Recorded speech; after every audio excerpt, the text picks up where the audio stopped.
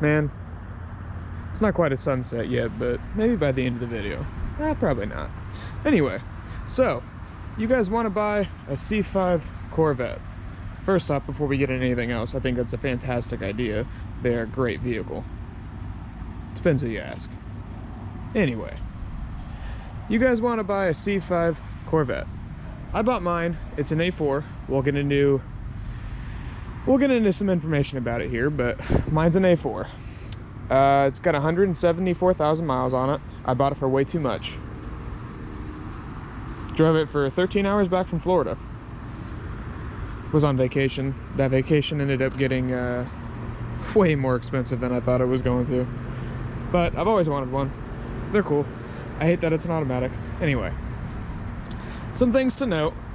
Base models, you can have the A4s or the M6s. The M6s would be a T56 stick car. The A4s would be a 4L60, well, 4L60E, or a PNNNNN, if you catch my drift. The automatics came with a 273, or there was a performance option of a 315. The M6 cars, being the sticks, they came in a 342. 273, it is sluggish. I will say that. This one is a 273. It's fairly sluggish.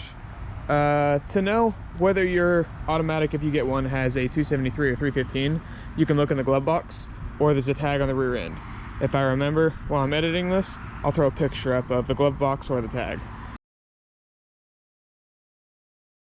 It's pretty easy to figure out. Hopefully the glove box hasn't been changed and hopefully the tag's still there. There's other ways to figure that out, but there's plenty of videos to figure out how to turn an axle or figure out exactly what gear ratio you have in your diff. They all came with an LS1. Well, that's not true. Z06s came with an LS6. I won't talk a lot about the Z06s. I will say the Z06s did not come in automatics. They only came in with the T56. But I won't talk a whole lot about those because I don't know a whole lot about those.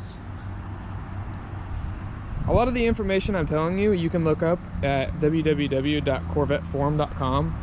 It's helped a lot with my information, and there's a lot of tutorials too, like headlights. I will get into that, replacing the gears and stuff. But the 4L60E, yeah, it's not known to be the most reliable transmission in the world. The M6 is a lot more reliable. T56, sorry. The T56 is a lot more reliable. It's an LS1. It's a great engine. Fantastic, reliable, all the good stuff. Doesn't make a ridiculous amount of power, but it makes enough. My bay is going to be really dirty. I apologize. It is all stock, which is all right. Eventually, I want to go supercharger or turbo. Nitrous would be fun, but I want to go supercharger or turbo, single turbo if I have the option. It's expensive to do.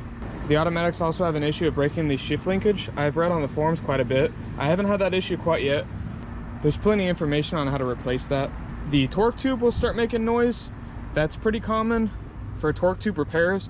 I don't know exactly what it is in the torque tube that goes out. I think it's the front bearing, but I could be wrong about that. There's a lot of information on that as well, and that's the manual and automatic cars. I'm pretty sure they were different, the torque tubes or the internals were different. Again, I can't remember on that either. The headlight motors, they are nylon. They do like to strip, but you can find on Amazon, well at least I did, I found quite a few different listings on Amazon. People take the headlight motors apart. They're right here. People take them apart and put bronze gears in them because the nylon gear likes to strip out. I haven't had that issue yet, but that one does like to not work at times, so I have to go and move it. So I have to go move the knob on the top and then press the button and it'll start working again over there. The ignition switch contacts. So I had electrical problems, which electrical problems are pretty common on these. If I remember it, there's 8 grounding points. I don't remember where they are, but I'll throw a picture up if I can find one. It wasn't the grounding points that my problem was. It was in here. There's a connector and the pin was loose. It was actually the passenger side. So what it was doing was kicking off the AC. I'll explain more on the AC. It was kicking the AC off. It wouldn't let the headlight motors work. The passenger side window would not go up or down. The traction control would kick, well, it would kick a light on for traction control. And there's something else, I can't remember what it was. But if I cycled the ignition, everything would work perfectly fine again. The AC would work, it'd be cold, and then it wouldn't be cold at all. And then, oh, it was all my gauges. Every gauge besides my speedometer would just bottom out. But it was just a pin inside of a little connector in here.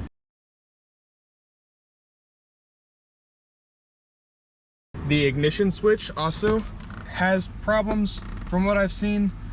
I did take mine out, so all this, my plastic's all messed up, which sucks, but it'll have the contacts. I'll take a picture of that as well, or I'll throw a picture up of that as well.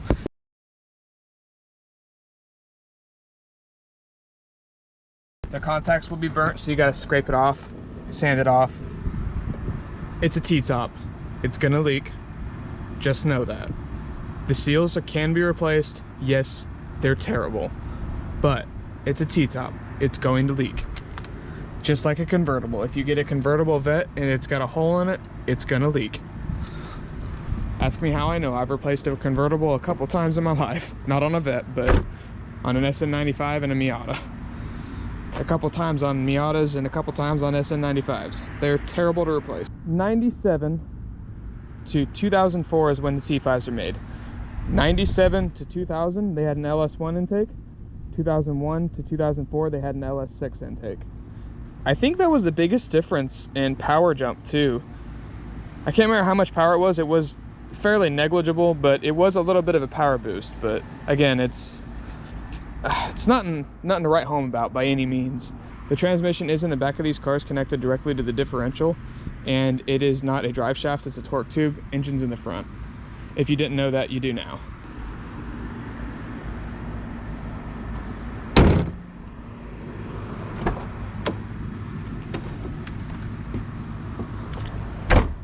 But yeah, thanks for watching, guys. Hopefully you know a little bit more about a C5 than you did before.